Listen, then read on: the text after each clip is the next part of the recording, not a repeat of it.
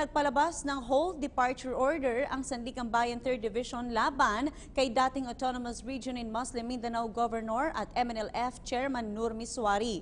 Batay sa inilabas na HDO na permado ni Sandigan Bayan Presiding Justice Amparo Cabutahitang, inaatasan ng Bureau of Immigration na pigilan ang tangkang paglabas ng bansa ni Miswari.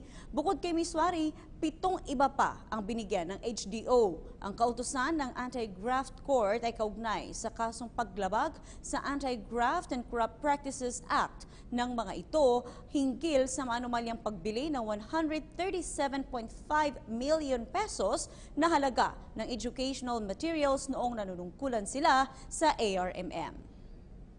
At yan po naman ang aming mga nakalap na balita at impormasyon para sa PTV News Break. Ako po si Princess Abiba Saripaudak. Magandang hapon.